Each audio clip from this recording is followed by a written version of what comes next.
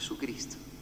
Pues saliendo de Jericó, que ha traído la salvación a Zaqueo y a su casa, decíamos que para subir a Jerusalén hay como un desnivel de terreno, hay que subir como una pequeñita montañita, las montañas de Judá, para alcanzar ya Jerusalén, que está a unos 1200 metros de altura desde Jericó.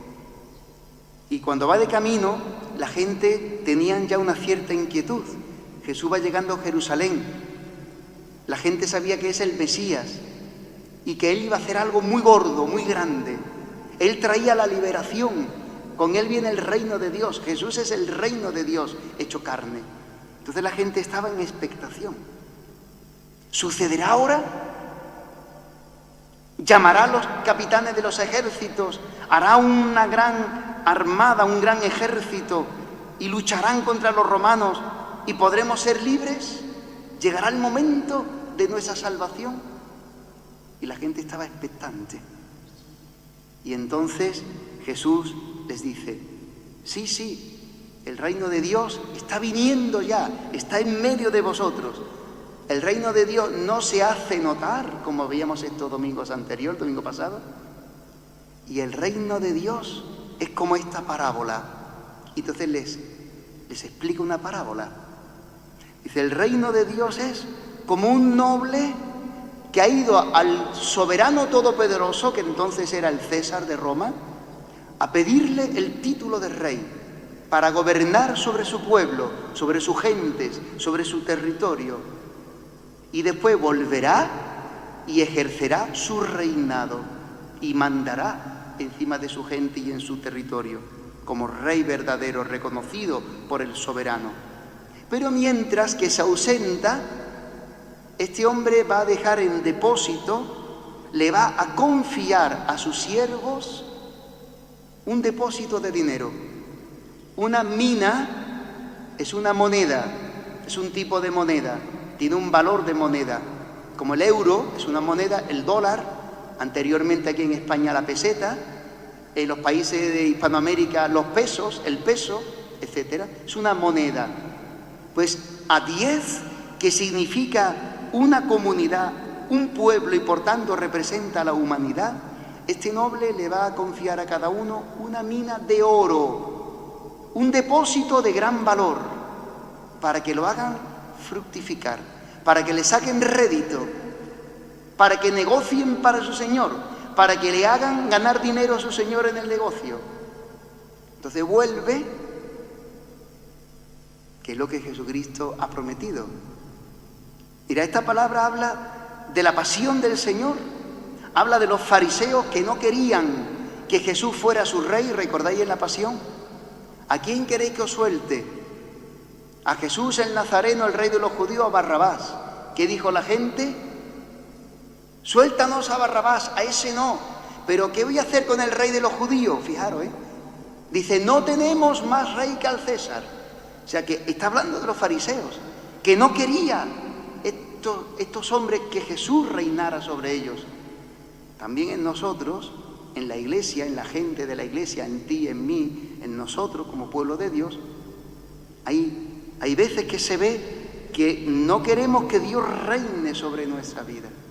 Somos como estos fariseos. Bueno, pues vendrá, está hablando de que el Señor va a venir con el título de rey. Rey significa dominio, poderío.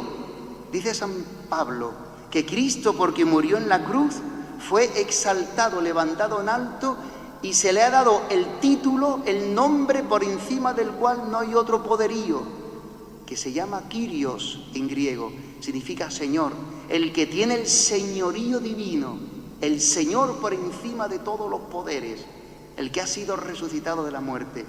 Pues Jesús va a venir un día con el título de rey. Próximo domingo, ¿qué domingo es? Cristo Rey, correcto, Cristo Rey.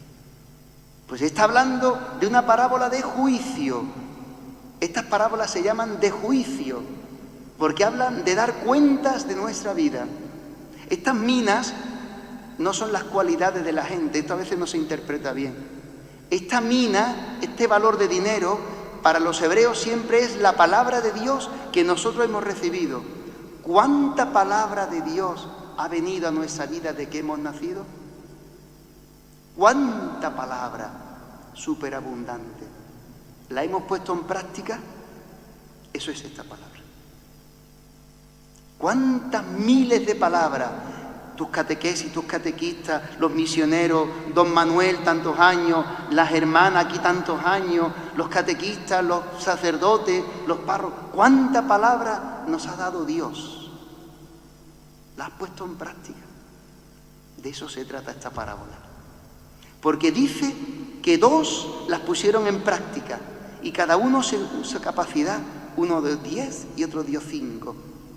Y otro era un perezoso y un malvado. Le dice, siervo malo, siervo malvado, porque no has querido trabajar la palabra.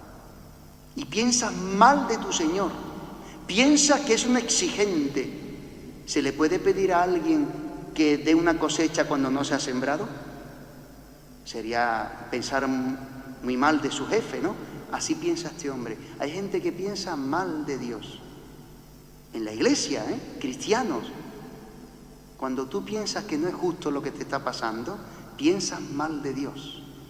Porque Dios sí es justo y lleva la historia.